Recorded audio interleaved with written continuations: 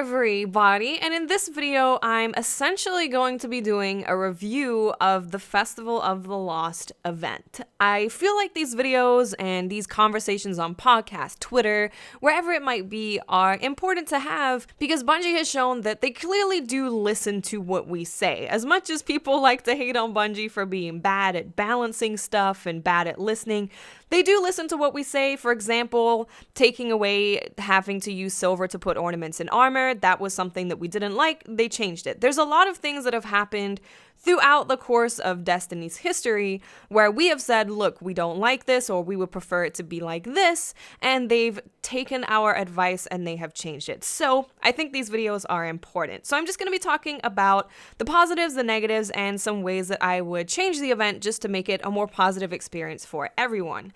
So starting out with what I think is good about the event. I think the masks are really well done this year. I think they have more details and they look better than last year. They just look like they've stepped it up a little bit in their mask creation department. And I think the masks this year are generally just a lot better looking than last year. The Firewolf mask is really cool. I like the fact that when you howl, when you use the howl emote, it goes from orange to blue. I think that's a really nice touch. I do, however, think that the blue skull mask from last year was a little bit better just because it had the animation of the flames, it had the animation of the jaw, like and also it had that sound effect. It had seriously, that's what it sounded like. It had that sound effect in the mask. So if this Firewolf mask had like a howling effect when you did the emote, like if you couple it with the emote, it not only changes the color of the mask, but it also does a howling sound, that would have been super duper badass. But nevertheless, it is still a good mask. The consumables also look really great. Last year we just had Flight of Shadows, which changed our respawn animation, but this time we have a Cryptarch engram thing that happens. So these all look really cool. We just had one this year. This time we have 3, including the same one that we had last year. And also the things that you put on your head that change your head. Those look really good too. The Jackal Light was always kind of funny looking, but one, it messes with your vision in game, which is not great because you can't actually use it when you're doing activities unless you're doing it for some weird kind of challenge. But the ones this year, not only do they not impact your vision, but they look super cool. The big eyeball, I think, looks so freaking good. The pumpkin that changes colors, I think that's pretty cool. And I really like I don't know what to call it. I know it has an actual name, but just to explain it to you guys, of course you will have video on the screen, but you know, it's like a big pumpkin thing that has little bat flappy flaps, and when you run in the wind, it flappy flaps. I like that. It's a really nice touch. It's a really nice attention to detail that they do actually flap in the wind. And I think all of the consumables look really good. Also, the new shaders and emblems are really great. The new shaders are actually what I would consider practical shaders, because there's some shaders in Destiny where you're like, this looks cool, but generally you don't want to wear it like every day. It's not your like everyday outfit, you know? But these shaders this year, especially Sea of Tears, Candlelight, Super Black, all of them you can actually just fit into your Guardian's regular armor setup and look good. Candlelight looks great with Trials of Osiris ornament. Sea of Tears also looks great with that. And Super Black, of course, is just super black, which is never going to look bad on anything. So I really like the shaders. I love them. I think they are super nice. The emblems, I love the fact that there's a Trials of Osiris emblem that you can get from playing Trials of Osiris during Festival of the Lost. I really like things like this because it's something that, like, next month, if someone starts playing Destiny next month or they just haven't played for a while, they'll see that emblem and be like, oh my goodness, where did you get that? And they won't be able to get it themselves. That's probably pretty selfish and elitist of me, but I do really like those kind of things in games where it's like, it's mine. I did this. Don't take it away from me. It's mine. The Lost Broom is also a really nice touch. I like the fact that the robot has new voice lines. He's like, oh no, it's my broom. Somebody bring it back. I like that. It's nice. It changes up the tower. And the broom itself, the animation looks great. It looks like it has a slightly different animation to where you're riding the sparrow. So I think that's awesome. All of that is awesome. And the new ghosts are so goddamn adorably cute that it's amazing. But that also kind of brings me into the negative side of what I think about Festival of the Lost. The ghosts, as well as the Firewolf mask and the new Sparrow, are way too hard to get. The community has been doing a lot of research and just buying a bunch of these Treasures of the Lost and seeing what the drop rate is like for all of these things. And it's come to the conclusion, a lot of people have come to the conclusion that the Ghost, the Sparrow, and the Firewolf mask have around a 2% drop rate, which is awful, especially considering the fact that the only way to get these items are from Treasures of the Lost, and you can only get max 3 Treasures of the Lost from actually playing the event. The rest you have to get with your hard-earned real money cash. Which brings me on to the main issue that I have with this event. The fact that everything besides the old masks, the new shaders, and the new emblems are essentially locked behind a paywall. Couple that with the extremely low drop rates for the items that everybody wants, and you have an event that, instead of feeling like a community event to get some really cool stuff, just feels like an annual money drive to support the company. And that's great. I mean, I have no problem supporting companies that I love. Absolutely no problem. You can tell by the fact that I've spent a butt ton of money on League of Legends, Hearthstone, Overwatch, and Destiny. All of these games give me a ton of enjoyment, and I have no problem supporting the developers who make the games that I love. I will gladly support them.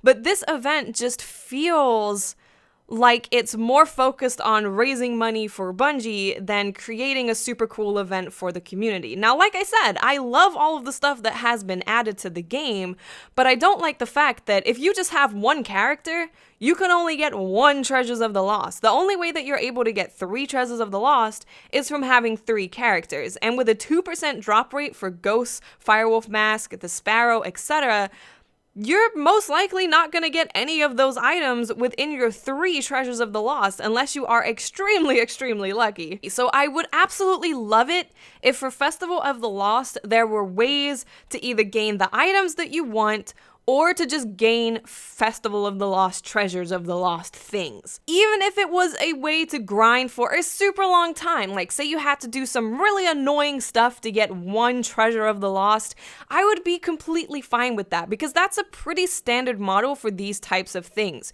You either play a whole lot to get something that you really want, or you spend money because you want to get it faster, but you have a choice.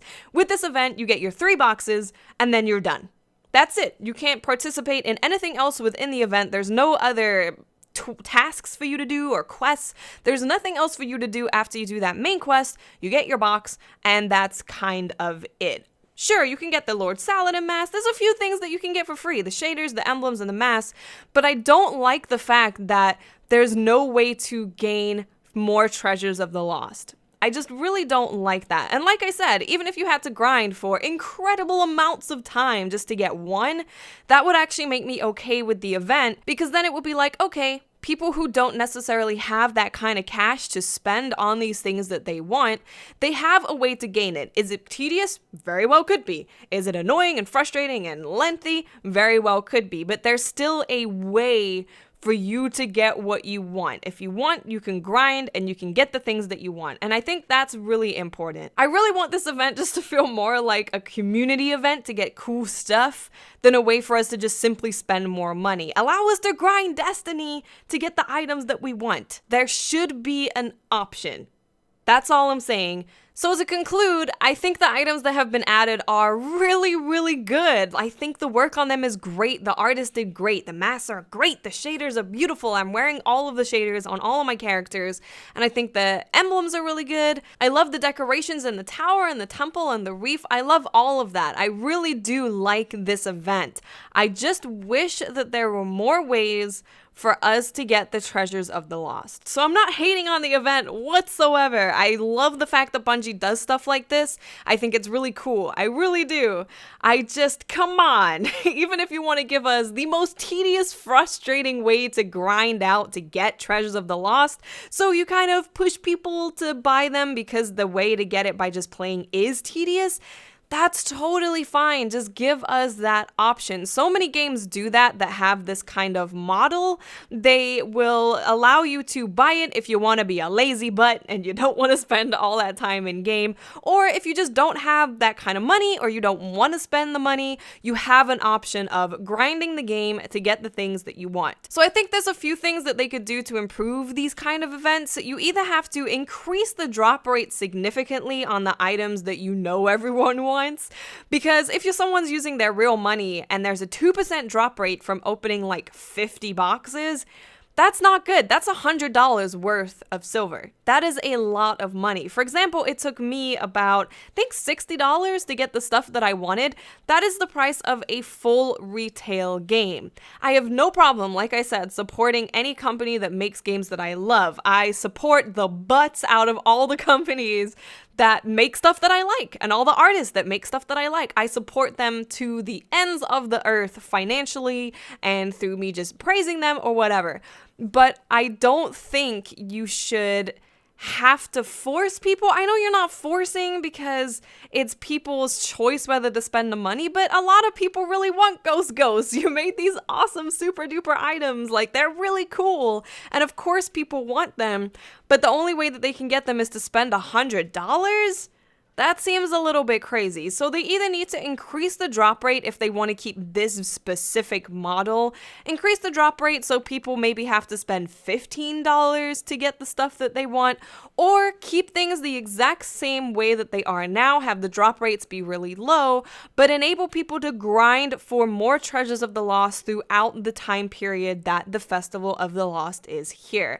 I think that's really important. We need a way to include more people in this festivities. You can't create a super cool event with super cool items and then have a big portion of the community that cannot afford to spend that kind of money miss out on those things. Yes, I am aware there's a bunch of things that you can get for free, but you can't make ghosts and expect people not to want ghosts. They want ghosts. And honestly, it's not even going to be an issue of making money because people are always going to spend money. For example, Radiant Treasures. You could get, I think it was 4 per week. I might be wrong, but it was something like that. Even though you could get 4 per week, people still spent money on the very first day to get the full Taken gear set. They spent it instantly. There's still going to be people that either do not have the time to put into the game to grind out for those other Radiant Treasures or Festival of the Lost treasures, or there's going to be people who just don't want to spend that much time grinding and they're going to spend their money. People are always going to spend money when it comes to convenience or taking a quote-unquote easy way out. People are always going to spend money, and that, honestly, I don't think would be an issue. So if you want to make the grind to get more Treasures of the Lost super tedious and awful and terrible, you can totally do that. Push people to kind of, this quest is really annoying and stupid. You should go buy treasures. That's totally fine, but just have the option in-game somewhere for people to try and get the items that they want some way. That would be fantastic, and I think that would make me overall really love these events because that's the only negative that I have. I think that everything's been well done. I just need them to give us more options to get the stuff that we want that doesn't just include paying money. So what I would really like for you guys in the comment section is to have a conversation about this stuff, because I think conversations about these things or any issues that we have with this game are very important. So if you want to yell and scream in the comments, you can totally do that, but I would highly recommend just giving constructive criticism. Give criticism on how you think the event can be improved for the good of the community. So if someone from Bungie does see this video and they go to the comment section, they're not just seeing people yelling and they have to sift through all of that to find some actual criticism that they can put into practice. So thank you guys so much for watching. Please do leave your comments and conversations in the comment section. I think it's super important, and I will speak to you awesome people later. Bye.